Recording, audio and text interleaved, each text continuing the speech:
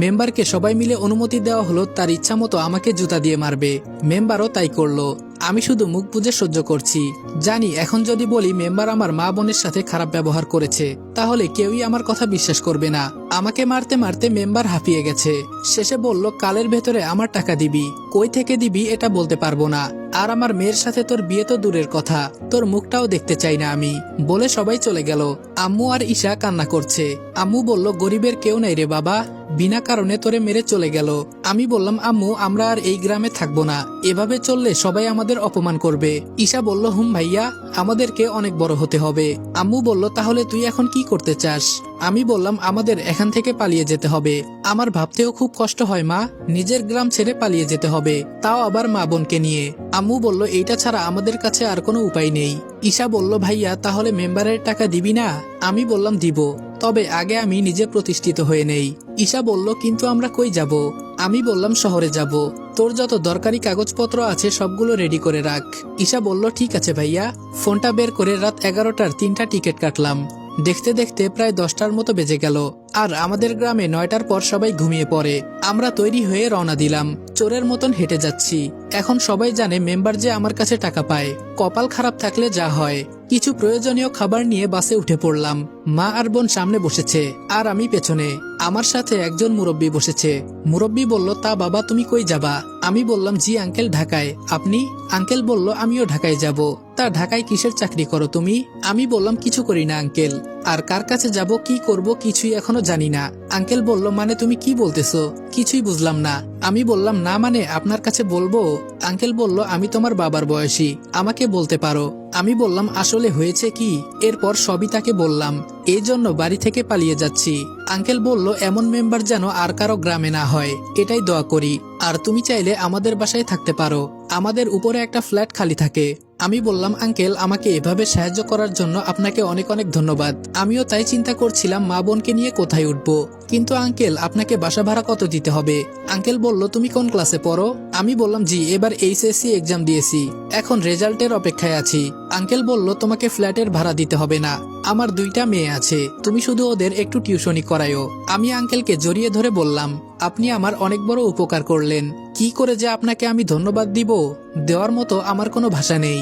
Uncle বলল, আমি তোমাকে কোনো চাকরি দিতে পারবো না, কারণ আমি স্কুলের টিচার।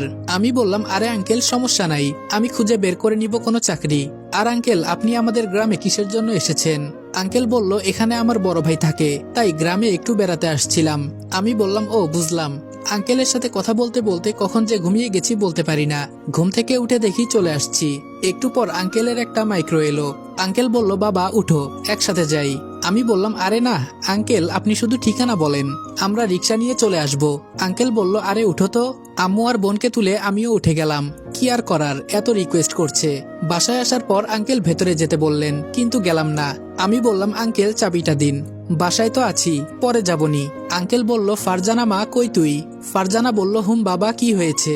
আঙ্কেল বলল, আমাদের উপরের ফ্ল্যাটের চাবিটা দিয়ে দে তো ওদের। ফারজানা বলল, আচ্ছা বাবা। কিছুক্ষণ পরে চাবিটা দিল আমার হাতে। আঙ্কেল বললেন, বোন সকালে তোমাদের সবার দাওয়াত আমাদের এখানে। আম্মু বলল, জি ভাই লাগবে না, আমরা তো রান্না করব। আঙ্কেল বলল, না না তা হবে না, আসতে হবে কিন্তু। আম্মু বলল, আচ্ছা। উপরে উঠে তালা খুলে ভেতরে ঢুকলাম। ঘরটা অন্ধকার হয়ে আছে। বাতি অন করতেই ঈশা বলল, ওয়াও ভাইয়া বাসাটা কি সুন্দর। আমি বললাম, পছন্দ হয়েছে তোর? ঈশা বলল, অনেক অনেক পছন্দ হয়েছে ভাইয়া। আম্মু বলল, কিন্তু তুই কিভাবে কি করলি কিছুই বুঝলাম না। আমি বললাম, উনি আর আমি একসাথে বাসে বসে আসছি, আর আঙ্কেলের কাছে সব বলেছি। সব শুনে উনি এখানে নিয়ে আসছে, আর বাসা ভাড়াও দিতে হবে না, উনার 2 মেয়েকে টিউশনি করাবো। আম্মু বলল, আমাদের সাথে উপরওয়ালা আছে। আমি বললাম, এখন ঘুমাও, সকালে সবকিছু রেডি করব। বিছানায় গিয়ে ঘুমিয়ে গেলাম। ফোনে সকাল 7টার অ্যালার্ম দিয়ে দিলাম, যদি হঠাৎ ঘুম থেকে না উঠতে পারি। সকালে ফোনের শব্দে ঘুম ভেঙে গেল। বাসা থেকে যখন বের হব তখন দেখি আঙ্কেল দাঁড়িয়ে আছে। আঙ্কেল বলল, কই যাও বাবা এত সকাল সকাল? আমি বললাম, জি আঙ্কেল একটু বাজার করতে যাব। আঙ্কেল বলল, আমিও যাব, আসো তাহলে একসাথেই যাই। আঙ্কেল আর আমি বাজারের উদ্দেশ্যে রওনা দিলাম। আসলে আমার কাছে জমানো 30,000-এর মতো টাকা ছিল, এগুলো জমা করে রাখছিলাম। তবে বাহিরে আমার কোনো চাকরি করতে হবে, না হলে টাকার সমস্যা হয়ে যাবে। বাজার শেষ করে আবার বাসার উদ্দেশ্যে হাঁটতেছি। আঙ্কেল বললেন, রনি, তোমাকে একটা কথা বলতে চাই। জানি তোমার পড়াশোনা অনুযায়ী এই কথাটা বলা ঠিক না। আমি বললাম, জি আঙ্কেল বলেন। আঙ্কেল বললেন, আমার পরিচিত একজনের দোকানে একটা লোক লাগবে। সকালে আমাকে ফোন করে বলেছে আমি তোমাকে দিতে চাই। আমি মনে করি আপাতত তোমার এই চাকরিটা করা উচিত। আমি বললাম, অবশ্যই করব আঙ্কেল। বেতনের কথা হয়েছে? আঙ্কেল বলল, 10,000 টাকা দিবে। আমি বললাম, চলবে আঙ্কেল। আঙ্কেল বলল, তাহলে আমি কি ফোন করে বলবো? আমি বললাম, জি বলেন, কালকে থেকে আমি আসব। আর আপনি এত তাড়াতাড়ি আমাকে আপন করে নিলেন, আপনার এই ঋণ আমি কোনোদিন শোধ করতে পারবো না।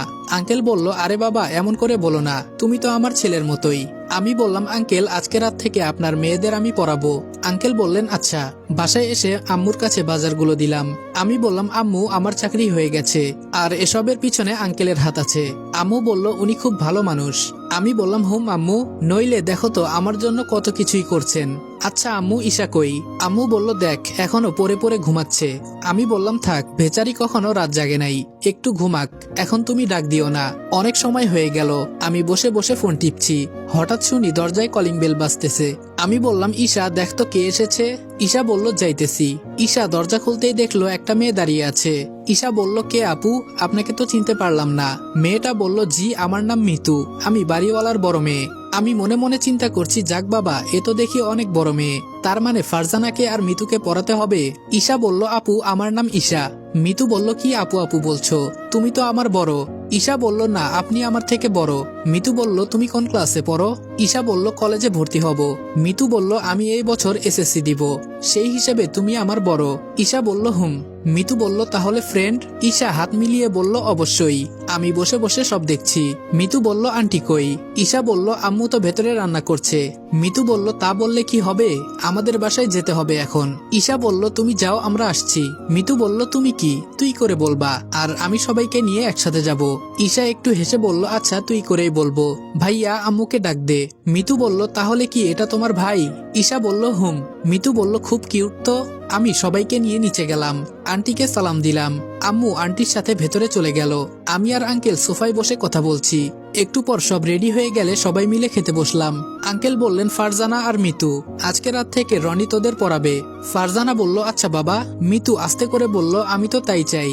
হঠাৎ আমার নজর পড়লো টিভিতে একজন মেয়ে মন্ত্রীকে নিয়ে নিউজ বলতেছে। মেয়ে মন্ত্রীর পিক এত সুন্দর দেখে আমার বুকে কেমন জানি ধুকধুক করছে। এত সুন্দর মেয়ে আমি কখনো দেখি নাই। মনে মনে এক বস্তা ক্রাশ খাইলাম।